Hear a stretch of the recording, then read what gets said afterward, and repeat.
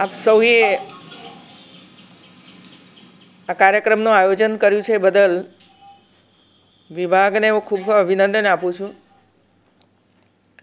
સામાન્ય રીતે સમાજમાં વિવિધ પ્રકારના નાગરિકો, ભાઈઓ, બહેનો, બાળકો વસતા હોય છે.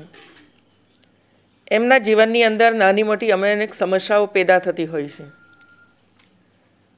બાળકો હોય, 10મા 12માની પરીક્ષા આવે, આખું વર્ષ મહેનત ન કરી હોય, આગલા વર્ષોમાં પણ ધ્યાન ન રાખ્યું હોય અને પરીક્ષા આવવાની થાય ત્યારે એને થોડીક પરેશાની ઊભી થાય છે અને એને કારણે વિદ્યાર્થી હું નાપાસ થઈશ, મમ્મી પપ્પા લડશે એમ માની અને ક્યાંક ન કરવાનું કરી બેસતો હોય છે. ઘરોમાં પણ નાના મોટા પ્રસંગો બનતા હોય છે. જોઈન્ટ ફેમિલી હોય એમાં પણ નાના મોટા પ્રસંગો બનતા હોય છે.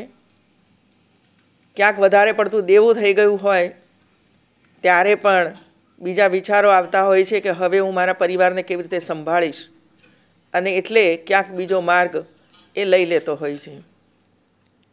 આમ માનવીના જીવનની અંદર આવા અનેક પ્રસંગો આવતા હોય અને એવી સ્થિતિમાં જ્યારે વ્યક્તિને કોઈ હૂંફ આપનાર મળી જાય, કોઈ સલાહ આપનાર મળી જાય, કોઈ માર્ગદર્શન આપવાવાળી વ્યક્તિ મળી જાય તો એ આત્મહત્યા કરવામાંથી બચી જાય છે. એને બીજા વિચારોની અંદર વાળી દેવામાં આવે, એને બીજા કામની અંદર વાળી દેવામાં આવે, કોઈ ડૉક્ટરની તાત્કાલિક સારવાર મળી જાય, સલાહ મળી જાય તો એનું જીવન બચી જતું હોય છે. હવે આના માટે પણ કોઈ સ્થાન હોવું જોઈએ. સામાન્ય રીતે બધા ડૉક્ટરો પાસે જતા હોય છે, સાયકિયાટ્રિક ડૉક્ટરો હોય છે, પરંતુ બધા સમય અવેલેબલ નથી હોતા. કોઈને રાત્રે કોઈ પ્રસંગ બની જાય તો ન પણ મળે ડૉક્ટર, એવું છે. અને એટલા માટે જેમ આપણે 181 હેલ્પલાઇન શરૂ કરી, એને કારણે સમાજની અંદર બહેનો ઉપર જે અત્યાચાર વગેરે થાય છે એમાં બહેનોને ખૂબ મદદ મળી રહી છે.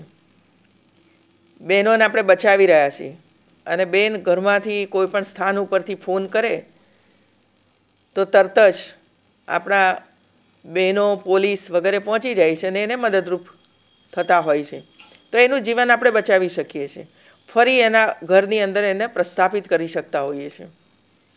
એમ આ પણ હેલ્પલાઇન જ્યારે શરૂ થઈ રહી છે ત્યારે આવી પરિસ્થિતિમાં મુકાયેલ વ્યક્તિઓ આ હેલ્પલાઇનનો ઉપયોગ કરશે